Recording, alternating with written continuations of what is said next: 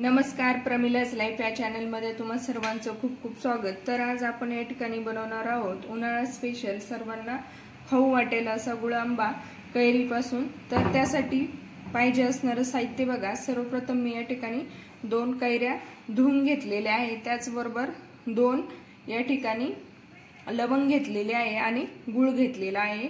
तर सर्वप्रथम आपण या ठिकाणी कैरी ची साल काढून घेऊन त्यानंतर ती किसून घेणार आहोत। तुम्हाला जर हवं असेल तर तुम्ही न साल काढता पण या ठिकाणी कैरी किसून घेऊ शकता। तर अशा प्रकारे आपण दोन्ही कैरीची साल काढून घेणार आहोत आणि त्यानंतर कैरी किसून घेणार आहोत किसणीने। तर तुम्ही बघू शकता आपल्या दोनही कैऱ्या मी त्यांची साल काढून घेतलेली आहे। आता त्या आपण किसून घेऊ अशा किसणीने। अशा प्रकारे किसून घ्यायची आहे। तर तुम्ही बघू शकता या ठिकाणी मी अशी कैरी 2 आपल्या किसून घेतलेल्या आहे।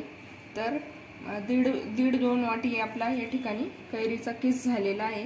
तर चला आपण आता या ठिकाणी गुळांबा तयार करू। सर्वप्रथम या ठिकाणी एक कढई घेतलेली आहे आणि त्यामध्ये आपली किसून घेतलेली कैरी त्याचबरोबर आपला गुळ या ठिकाणी घालून घ्यायचा आहे आणि त्याला छानपैकी मिक्स करून घ्यायचा आहे।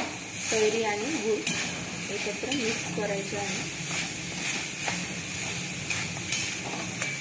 आणि मिक्स झाल्यानंतर त्यावरती झाकण ठेवून कमी गॅसवरती शिजवून घ्यायचा आहे। त्याचबरोबर या ठिकाणी मी 2 लवंग घेतलेले होते ते आपण या ठिकाणी घालून घेतलेला आहे।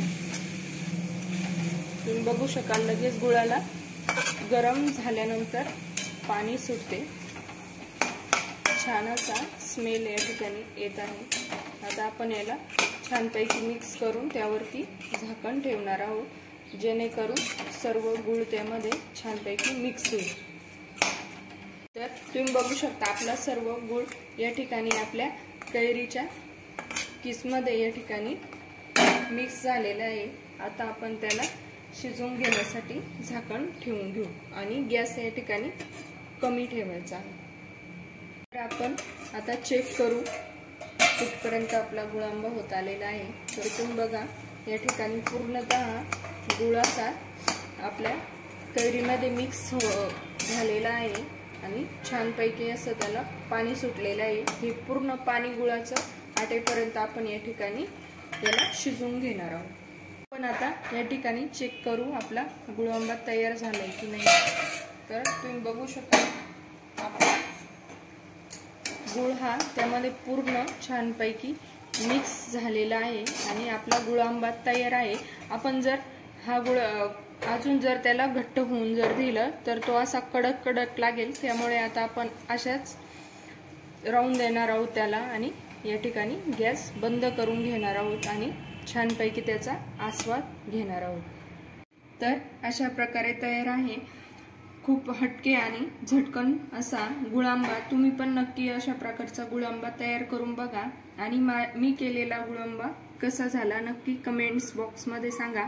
बघताच तोंडाला पाणी सुटेल असा या ठिकाणी गुळांबा झालेला आहे। तुम्ही पण नक्की ट्राय करा। धन्यवाद।